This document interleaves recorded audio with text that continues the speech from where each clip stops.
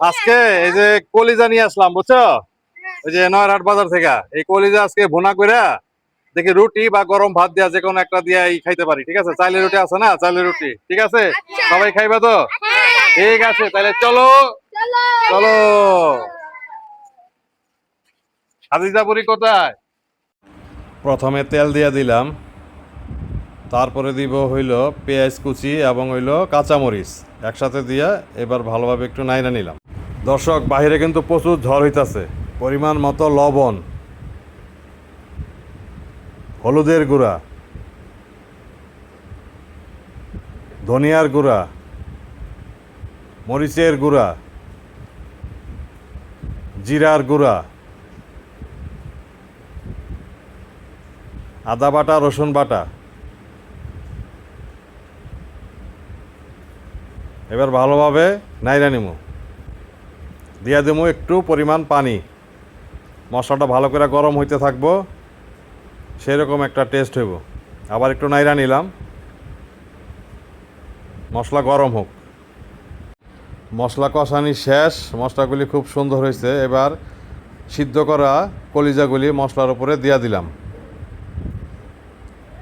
দিয়া একটু ভালোভাবে নাইরা নিমু।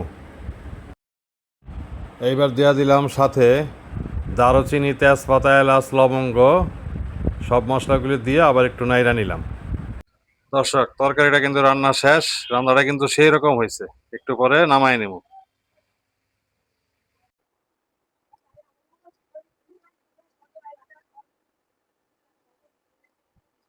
দর্শক, আমাদের রান্না বাড়া শেষ, এখন এদের নিয়ে আমাদের খাওয়া দাওয়ার পালা। আচ্ছা, আগে কলিজা ভুনা বাইরে নেই নাকি? আজকে মনে হয় গ্রানটা সেরকম বাইরেছে না, সেই রকম স্বাদ হবে। আমরা সবাই একই প্লেটে খাবো, ঠিক আছে? এটা হলো সুন্নতি খাবার, ঠিক আছে? হ্যাঁ হ্যাঁ হ্যাঁ। আচ্ছা, একটা একটা করে রুটি নেই। এটা হলো চালের রুটি। হ্যাঁ হ্যাঁ, চালের গুঁড়া রুটি নাও খাদিজা, নাও একটা, নাও হাতে নাও, নাও আম্মু নাও। আচ্ছা, ঠিক আছে, বাড়ি সাপটার সামনে আসো। হ্যাঁ, নাও বিসমিল্লাহ বলে শুরু করি আমরা। বিসমিল্লাহ। হুম, সেই রকম স্বাদ হয়েছে, একটু সামনে আসো। সেই রকম স্বাদ হয়েছে। কলিজা খেয়ে দেখি। হুম, সেই রকম স্বাদ কিন্তু না বাড়িটা। কলিজা খাও।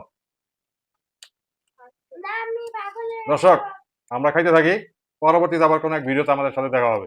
ধন্যবাদ সবাইকে।